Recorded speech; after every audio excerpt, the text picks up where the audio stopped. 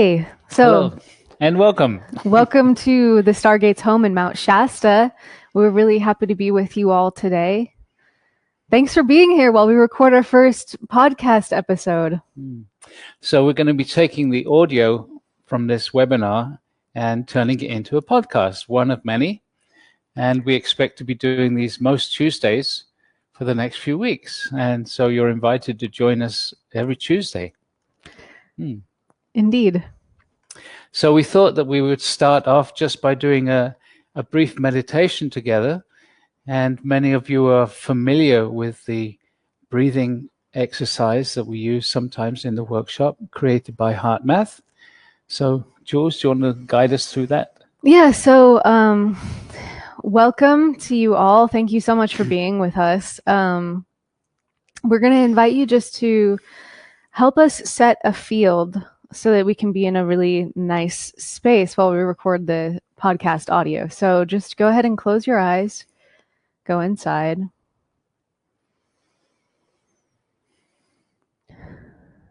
And so, since right now, mostly this is all people who are into the Stargate and know how to create an etheric Stargate, go ahead and ask inside for an etheric Stargate to come and surround you.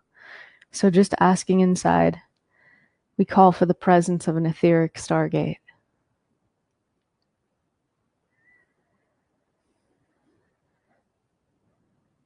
And just feel as the consciousness of the Stargate responds to you.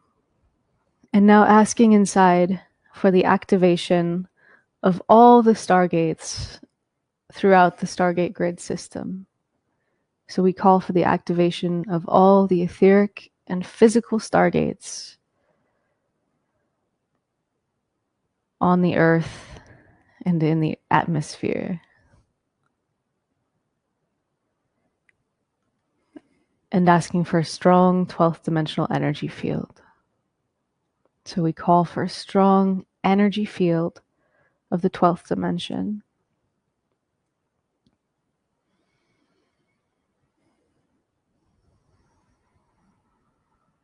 And just allow yourself to focus your attention on your heart. So just focusing on the center of your chest and allowing your attention to be drawn totally to the air moving in and out of your heart center.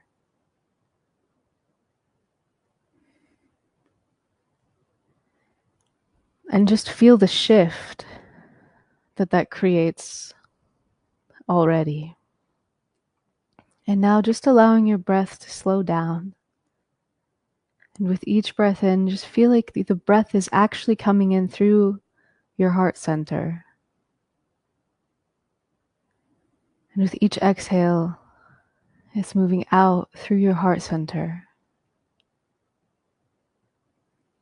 See if you can actually feel the air moving through your chest.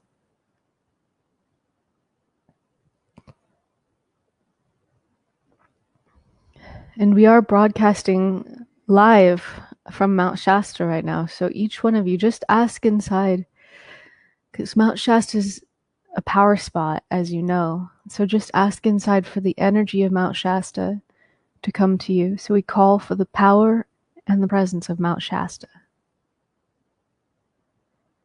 And continuing to breathe through the heart.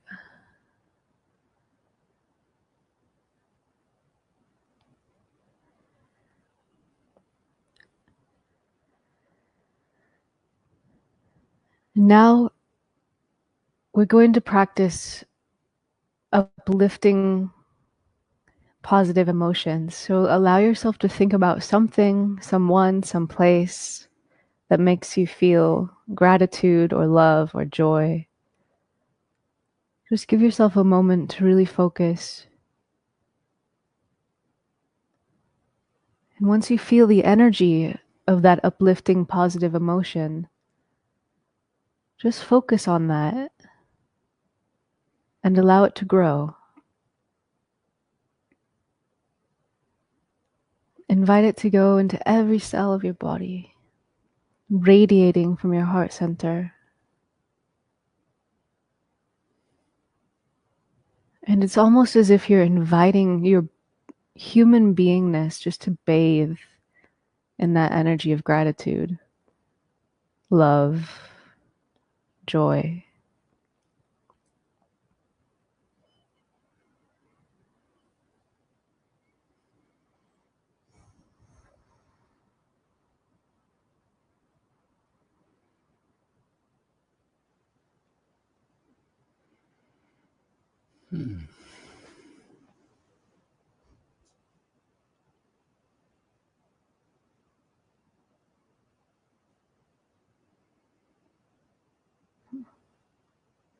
Okay.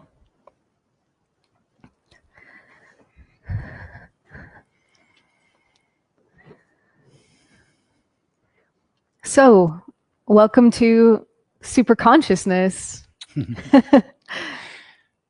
So this is the first of the Stargate's podcasts, and the series is called Superconsciousness, and we would like to give a vague definition of actually what superconsciousness is.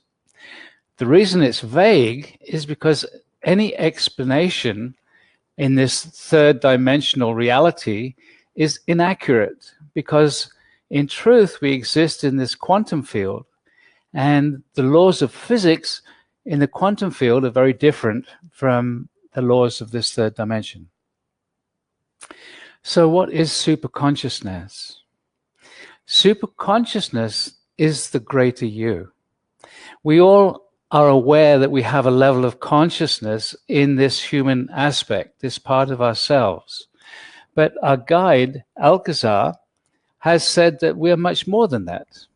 That in fact, we are this superconsciousness, and only a small part of that right now is in the human part. So, the whole focus of the Stargate work is in creating an energy field that allows you to plug in to the states of consciousness, the states of expanded awareness that let you have that experiential sense of being so much more than just this physical body. Almost everybody feels inside somewhere that I'm much more than this, but I don't know how to access it. But there's a strong drive inside most people to be more than they actually living right now. So in this podcast series, we're going to be exploring concepts and experiences. So it's not just information for your mind. In many of these episodes, we're going to be throwing in concepts like living in a multidimensional universe, accessing past lives, connecting to what we call star families, benevolent beings who exist out there in the universe. The origins and development of the universe through the perspective, well, a higher perspective. So all these things are actually quite leading edge, and has been the point of the Stargate for so long, for more than almost 30 years now. The Stargate has been pushing the boundaries of awareness and consciousness. And so for those of you who are listening to this podcast for the first time, welcome. We should tell you a little bit about what is the Stargate.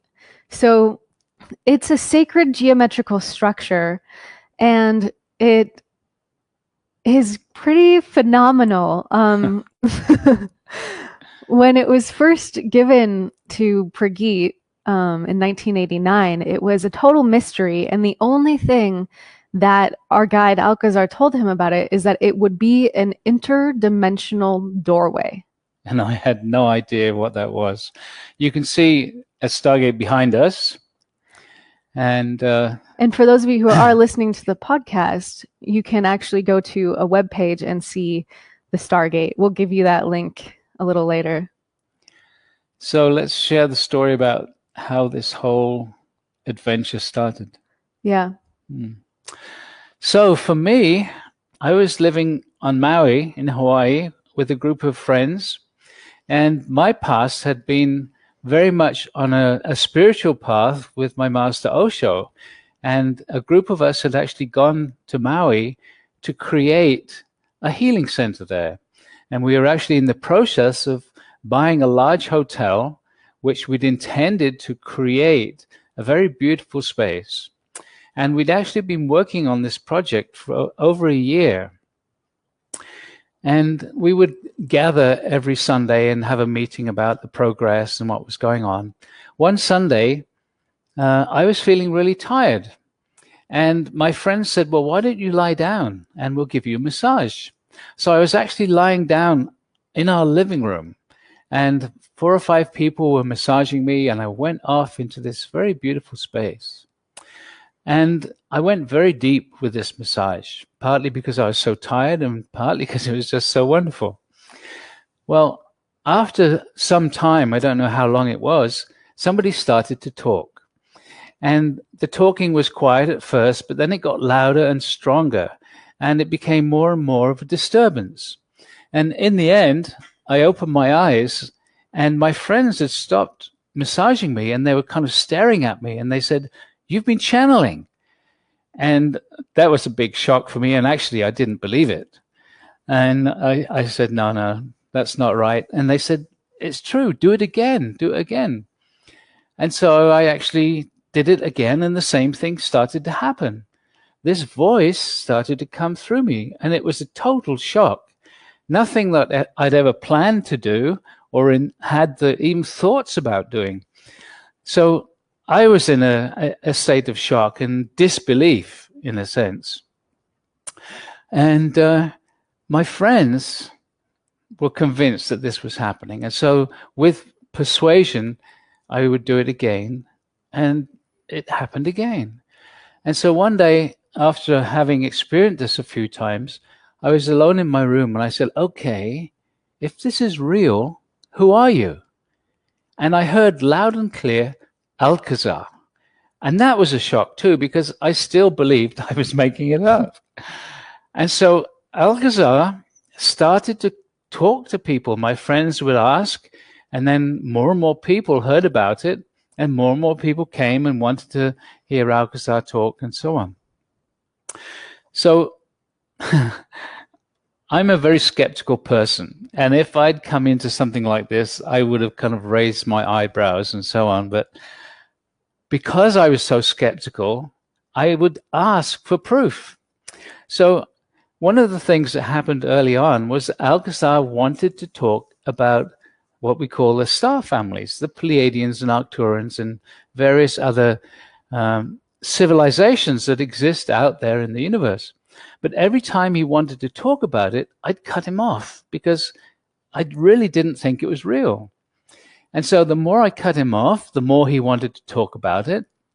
The more he wanted to talk about it, the greater the kind of the pressure built up inside. And so I said, okay, if this is real, prove it to me.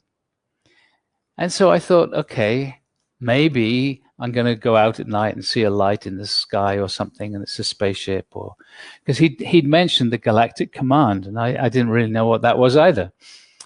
But what actually happened was very, very different. One day, he said to me, just go down to Casanova, have a coffee, and just wait there. Casanova is my favorite coffee bar on Maui. It's still there. And so I went there and sat down outside and watched the world go by. And after a while, a couple came up to me, sat down, started talking. I didn't know them from anywhere. And we got into a conversation. And in the end, the lady said, well, what do you do? And I was kind of embarrassed because this was all very new for me. But she pushed me. And in the end, said, well, I've just started to channel. And she said, oh, that's wonderful. Can I have a session with you? And I said, well, yeah, okay, I guess so. And she said, well, are you willing to do an exchange? And I said, I guess so. What would you like to offer? And she said, well, I take people up to the spaceships. And that was kind of a little strange, but I thought, wow, yeah, okay. So we went back to my home. I did a session with her. And then after the session, she said, okay, you ready to go up to the ships? I was still kind of a little bit amazed that this was being offered, but I said, yeah, okay. And she said, well, just lie down on the floor and we'll go out of body. And that was like I don't know how to do that. I've not done that before. And she said, it's okay, we'll help you, just relax. So I was lying on the floor, and it took quite a while. I think I was a little bit afraid or something, but after a few minutes, I found myself as if I was floating above my body. And she said, good, you're out. Now we'll go straight up. And so there's this sensation of moving, but also not moving. I don't know how to describe it, but suddenly I found myself as if I was lying on something hard, a bit like a massage table. And I could see, but all that I could see was like a thick mist with just the vague outline of people. And she said, just relax for a moment. They're going to work with your energy. Then all of a sudden, I could see really clearly. And I was in this round amphitheater type space, not very large. I was on this table in the center, and there were about 12 or 16 people in the room. And they started to clap. And she said to me, do you know why they're applauding? And I said, I've got no idea. And her response shocked me again. She said, they're applauding because this is the first time you've come up here consciously. Usually you come up at night and you're not aware of it in the morning. So that was like, well, okay. And the people just started leaving the room. And there was just one person, this guy standing by the door. And she said to me, do you recognize him? And I took a look at it, and it was like, wow, yeah, I know him from somewhere. He felt really familiar, but I just couldn't place him. And she said, this is you in this dimension. And that was beyond a shock. That was too much for my mind. I couldn't really comprehend, this is way off of any of my experiences up until that moment. And she said, well, what we're going to do now is we're going to leave this small craft that we're on, and we're actually going to jump over to the mothership. So again, it was like, okay. So we left the room and we were walking along the corridor, and he was walking on my left and she was behind, still talking away and asking questions. And after maybe 3 or 4 paces, suddenly we just merged. Our energies became one.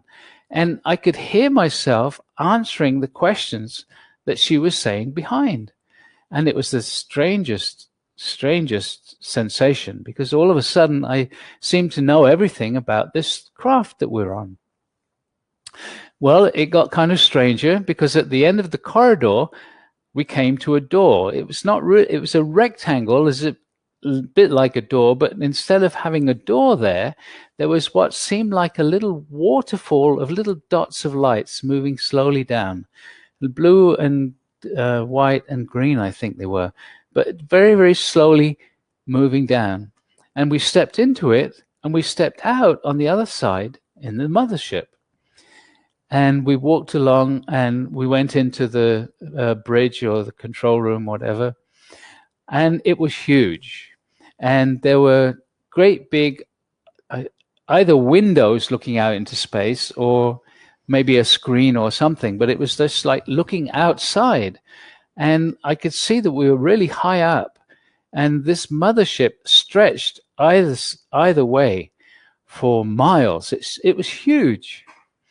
And so this lady was asking me questions, and I was answering them, and it was fascinating. And one of the questions, she said, well, what's this control panel here for? And I just heard myself saying, well, this is for navigating around local space. And I was like, I don't know. Well, what if this is local space? What else happens? But I didn't go into that. And then there's another part that was for jumping, right? I assume so, for traveling large distances, but didn't get any of that information at the time. I probably know it somewhere, but you definitely do, yeah. So that was my first experience of Alcazar demonstrating something to me. So after a while of being up there, she said, okay, it's time to go back. And boom, and I found myself back in the body. And that was just there's no way of really describing the impact that that had on me. And after that, I said, okay, Alcazar, you can talk about anything you want. And I accept it. Yeah. So that was the first step. And I still needed a lot of encouragement. But what started to happen was that as more people came, Alcazar started to guide meditations, which were really energizing and very beautiful, and people loved them. And I worked with Alcazar for about a year, and more people would come and we'd do these meditation groups. And then after a year, he said to me, we want you to build a structure. It's called a Stargate, and it will be an interdimensional doorway. And again, it was like another challenge. I had no idea what an interdimensional doorway was.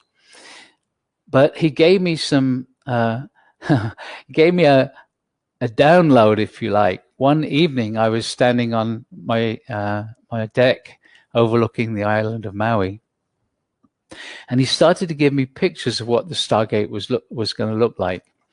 And I grabbed a piece of paper and I was trying to write down what it was like, and it actually looks nothing like the Stargate.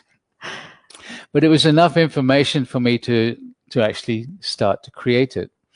And I said to him, well, okay, it looks kind of complicated. What are all these angles and the lengths of these different bars? And he said, just build it. And I said, well, I will, but I need to have some kind of information in order to start. And he said, you start and you'll remember.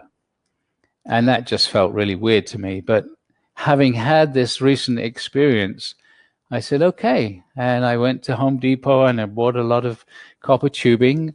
Like for plumbing, right? Yeah, right.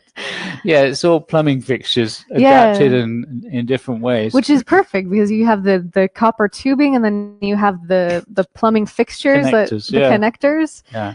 Yeah. So the first Stargate took about 6 months because I had no directions other than this very strange piece of paper that I'd made a sketch on.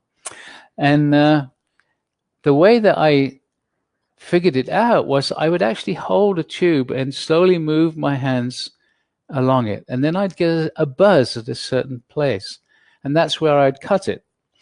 And that's how I got the lengths of the various tubes that I needed. And the same with the angles, right? Yeah, with the angles, and there's a lot of them, I'd hold two pieces of tube together and move them around. And then at a certain angle, I'd get a buzz. And that was the angle I needed to work with. So it was a slow process, but eventually, after 6 months, the first one was made. And it's been adapted a little bit since then as I've got it down more accurately. But wow, what an experience that was. Amazing. Amazing. Yeah. So, and that was I think we found this list of dates of when these things happened. And I believe it was in May of 1989 that you first got the download or the image in your mind of what the Stargate would look like. Yeah, and what else happened in May 89? That's also the time when Jules was born. That's right. So Prageet and I, as Alcazar would put it, we have an eternal connection, but we'll talk more about that a little later. The Stargate is very cosmic in its origins and in its ability to connect people to the deeper realities of this universe, the multidimensional realities of this universe. So it is a very cosmic structure, and you should really see it because just sometimes I look at it and it's like there's just such a deep remembrance there in the geometry. It's like a dear friend. So we actually were really excited because we are filming this podcast. It's just going to be audio, but right now we have our Facebook Live audience with us, and we wanted to show you guys something really cool and really special that we've actually never shown our audience before. Yeah. So if you're listening to this as a podcast, again, we'll give you a website, and you can go to that URL and you can actually see this image also, and the video of us recording this podcast if you want. But for those of you who are with us you have now, to open it up. Yes. This is one of the original pieces of paper that I drew the Stargate. So it's Preet trying to sketch this Stargate. It's great. So, and it has some pretty cool downloads about what the Stargate is actually going to be, in some languaging that we haven't really used to describe the Stargate. Yeah. What was this? So it's really difficult to read my writing because it was dark and I was actually kind of rushing. Really? Yeah, it was in the evening. Wow. Control and modulation system. So what's that word? We don't know the first word. It's a control dash modulation system. Monitor and modulate various frequencies from other dimensions needed by individuals. So basically the Stargate is designed to work with us individually.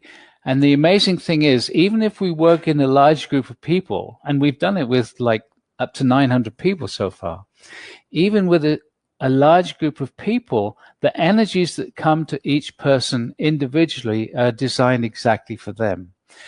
The way that is because this Stargate, the physical structure of the Stargate, the sacred geometry, enables a higher dimensional consciousness to be here in the third dimension, inside, if you like, or connected to the physical Stargate. And when Alcazar said that, it just felt like really strange to me. How can a bunch of tubes be a physical structure to anchor a higher dimensional consciousness? And he said, well, actually, it's similar in a way to your physical body. Your physical body is a structure that enables a higher dimensional consciousness to be here in the third dimension. So our bodies are actually allowing our consciousness to experience being physical. And that's why we're here, to have the joy of living in the physical. Yeah. So if you think about our consciousness, we already actually have the ability to be our own Stargate. And Alcazar says it's our pineal and pituitary glands working together. So we already have that ability to interdimensionally connect. What the Stargate's doing is holding kind of like a pure channel for a higher dimensional consciousness to come in and work with us. So it's not limited by lifetimes, patterning, social conditioning, all of the things that humanity, like as human beings, we have chosen to come here and have essentially an experience of forgetting who we are, which really allows us to have the greatest adventure ever, which is rediscovering that, like, yes, we're more than the body, but even beyond that, we are these phenomenal multidimensional beings with so many facets of experiencing to explore. And the Stargate is very much about enabling us to expand our consciousness to experience the incredible potential that we have here in the physical dimension. And it works in many different ways. There's energies that come through. We connect to all the various beings out that are available in that quantum field, the angels, the ascended masters, the star families, the nature spirits, and on and on. There's so many levels of consciousness that are actually available to assist humanity in its evolution. And the most common way to experience these different beings as they bring their energy is each one has this different, for me personally, it's a different felt sense. So it's like the angelic realm feels one way, and then like Gautama the Buddha feels another way. And they all have these different impacts on us because for a lot of people, we actually have connections that we may or may not be aware of to some of these beings. the whole point of bringing in these light beings isn't because the light beings in and of themselves are special. It's because they actually carry different frequencies and vibrations that vibrate us. So it's building a stronger and stronger energy field. And it's a bit like being in an energy field of enlightenment, so that we get to relax and contact this deep, deep, deep space, this expansion of our own consciousness in a very effortless way. One of the ways that Alcazar describes it is that the vibrations, the presence of these beings, as we invite them into the gathering or invite them into the session, their vibration vibrates our energy field. And as our energy field vibrates, it actually vibrates our DNA.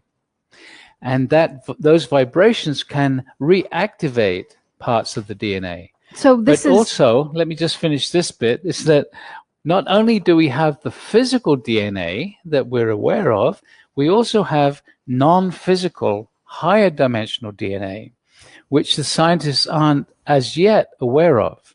But in that higher dimensional DNA is stored what's often called your Akashic record, previous lifetimes, not just here on Earth, but going back and back into your pre-Earth history of where you've lived before. And so the Stargate is about re-energizing those elements so that you can start to remember the greater connections and more of who you are. So it's about your history, not just on this earth, but your Akashic record from even beyond the planet. If you think about the fact that your spirit is immortal, never born, never died, then you've had vast amounts of experiencing. Another fascinating aspect of the Stargate work is you heard Prageet say that he had this out of body experience where he actually met himself in another dimension. So when I first came to my first Stargate evening, Prageet told that story, and for me it was like the coolest thing I had ever heard. And I actually had, and this is the only time this has happened to me, but I had this slip through of a memory of being kind of like a ball of consciousness with my aspect in the Galactic Command, who's this like very fit male pilot. Like Alcazar calls him the lone pilot, but I just had this like bleed through, and it was the strangest thing because it was like I remembered, but there was no specific moment in time that the memory came through. It was as if like suddenly I had just always known and always had this experience in my data bank. And I mean, I think remembering other dimensional experiences is one of the most fascinating things. And we're going to do an episode just about that. Different aspects of yourself. Alcazar has said that the soul has the ability to actually subdivide, in a sense, into 12 different aspects. And only one of those aspects is this part that is experiencing the cycle of being human, all the many lifetimes that we've led. That's only one aspect of your soul. And these other aspects are experiencing other realities and dimensions very different from being human. So here's another original piece of data that Prageet got on the night that the Stargate came through in his inner vision. So the Stargate is going to be an amplification system picking up etheric energy, a bathing chamber in sound and color, holographic visuals for the person within the chamber. And also it says diagnosis/screening will create visuals to see what they look like now. The holograph will change color and sound as healing occurs. So this is, for me, these words actually They're actually talking about some of the things which are yet to happen. Yeah. And one of the things that Alcazar told me right at the beginning was that the Stargate in the future will be used for teleportation. And that really kind of piqued my interest, and I can't wait. I can't wait for that to happen. So, Yeah. but And it also, well, hearing these words again, we have to get into holography. oh, the holographic universe. Yeah. Indeed. Yeah. So anyway, there's much that we'd like to share about the Stargate and Alcazar. And so we decided to make this series of podcasts, this being the first one, just to give you a taste of the many potentials. And the way that the Stargate works to allow us to raise our vibration is that we do workshops which actually focus on dissolving Okay. your limitations. Yeah, so this is interesting because this is one of the last things that it says on this piece of paper, which is brilliant because this totally is what the Stargate does. One of the things. It says, resistance will be shown. And that is so real because when you're in this, if you imagine the Stargate energies as being like this multidimensional bathing in an energy of like love, high vibration, enlightenment, connection to your spirit, to the universe, then basically as you bathe in this field of enlightenment, what starts to happen is everything inside of you that isn't in resonant alignment with that vibration of love, it's going to become glaringly obvious. And also, kind of like your superconsciousness, that part of you that's guiding your whole awakening process is like, okay, you're in this energy field. These things can go really quickly. Some of them, you need to make that conscious choice or have that conscious understanding before they can dissolve. So it's a crystallization of our awareness of parts within ourselves that need to be held. And some of those limitations can simply just dissolve in that energy field with no effort at all. Yeah. It's quite an amazing experience. Yeah, and physical spontaneous healings do happen sometimes in the Stargate energies. And we have to say that it's not a guarantee at all because it happens, it seems to us quite random. Like you can never predict what's going to happen in these energies, but it's amazing when sometimes I've been working with Prageet since 2012 and we've been in Europe, and on one European trip over about 2 or 3 months, there were 3 different people who had scoliosis of their spines go straight. You know, and we also have friends who actually do the Stargate work all the time who still have scoliosis and it hasn't gone straight. So you see this dynamic of like it happens and it's kind of like it's spontaneous. It's like a grace that no one can predict, but when it happens, it's so beautiful. But the healing happens on all levels, not just physical, it's mental and emotional balancing happens. But the whole point, in a sense, from the larger picture, is to support you raising your vibration in order for more of your super consciousness to be in the body. So basically, it's about becoming more and more conscious. And as that happens, more and more different realities open up to you. And I just want to tell you a story about somebody, beautiful lady in Sweden who's been doing the Stargate work for a few years. And one of the things that Alcazar has said in the past is that as you raise your vibration, you will have the ability to project your consciousness anywhere you want, out of the body experiences, which most of us know do happen occasionally for different people. But this is saying you can do it consciously. Well, this beautiful lady told me a short while ago that one of the things that had been happening for her was that she was connecting back consciously into some of her past lives. And when she, from the present, from the now, connected back to her past life, herself in that lifetime was aware that she was there. And that was fascinating to me. But what she said was one of the lifetimes that she connected in was when she was a shaman, a male shaman. And that shaman taught her again how to project her consciousness into animals. And what she said was that she'd had an experience of projecting her awareness into an eagle that was flying, and that she could see through the eyes of the eagle what the eagle was seeing as it looked down at the ground. And that was just like, wow, a great demonstration to me, because one of the things that Alcazar had actually used as an example was saying that you could project your vision into an eagle as it's flying over. And so she actually had that very same experience. And again, working with Alcazar, he always gives demonstrations. And that's one of the things that he stresses as he talks to people. The guides are real, but it's not just wanting to believe that they're real.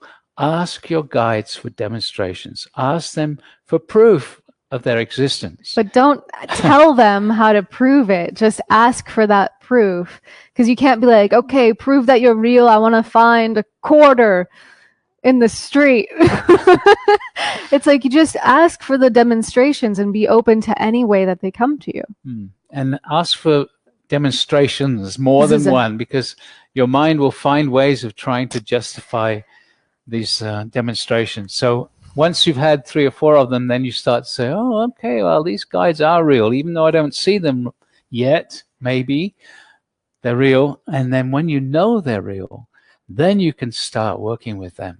Then you can start asking for various supports. Yeah. And really, the Stargate work is about expanding us so that we can benefit from all the potentials that are available to us. And the last thing I just wanted to say that's written on this piece of paper is that the Stargate is a cosmic biofeedback system. Wow. I love that. So okay. Welcome to our world. Yeah. Welcome to Superconsciousness. Welcome to the potentials that you individually and humanity as a whole is moving very rapidly towards. One of the things that Alcazar said way back in the beginning was the Stargate is a leading edge structure for accelerating the consciousness of humankind. So a lot of these concepts will stay just concepts unless you have a direct experience. And that really is the whole gift of the Stargate work, is that it takes it beyond just talking about ideas that may or may not be true. And there's no real impact beyond the intellectual unless you have an experiential connection. And it's the Stargate work is all about transformation through immersion into the experience. So we invite you to actually have an experience of these energies and then feel them for yourselves, because it sounds like sci-fi and maybe it's kind of fun sci-fi, but it's real. And spirit is the most benevolent, beautiful force. And it is just the whole universe. I think Alcazar is about to talk. Beloved ones, we greet thee. 'Tis Alcazar. You are your superconsciousness. These two have told you few things about the Stargate, the possibilities and potentials. But it is important for you to know that you are vast. You are far more than you can imagine right now. Humanity is on the cusp of major breakdown and breakthrough. You individually have the potential of transforming your lives with ease and grace. Your societies are going through change. Breakdown is necessary to dissolve, to remove all the corruption in the old structures. Do not be concerned or focus on these, for structures will be rebuilt, coming from a place of caring for humanity, caring for the earth, caring and loving environment.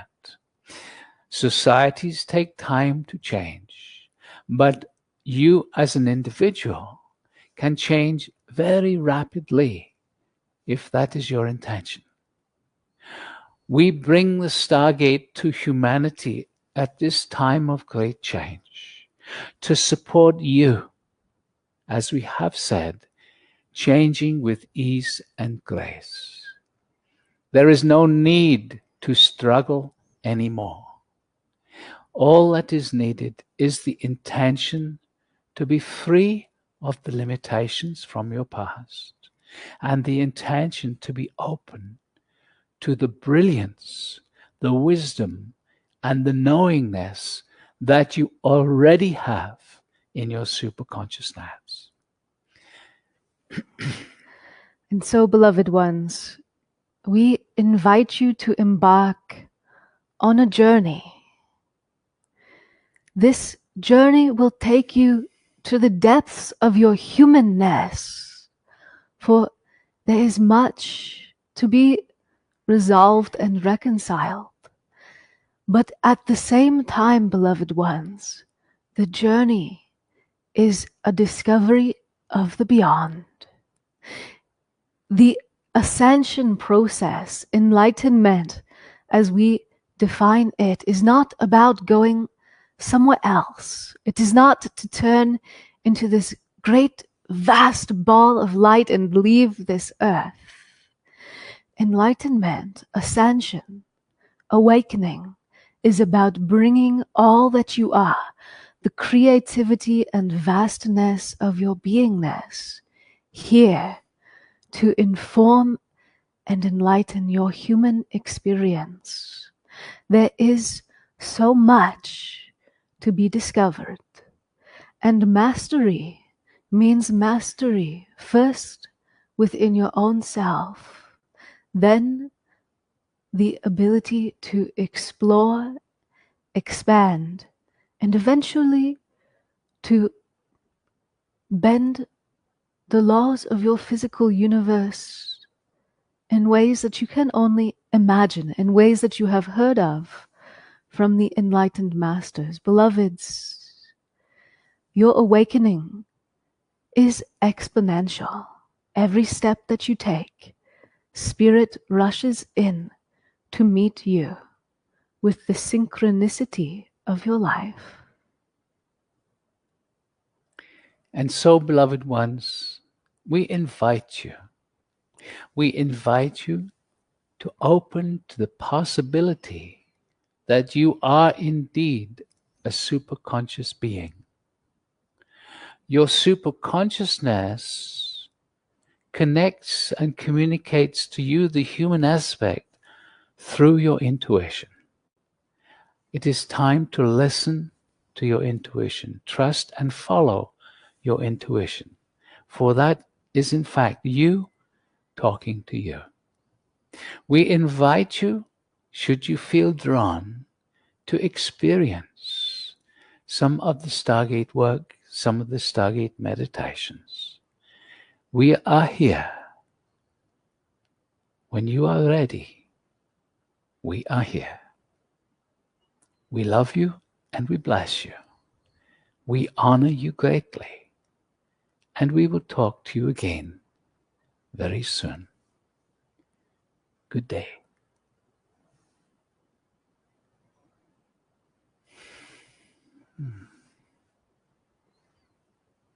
All right. So we thank you all for joining us.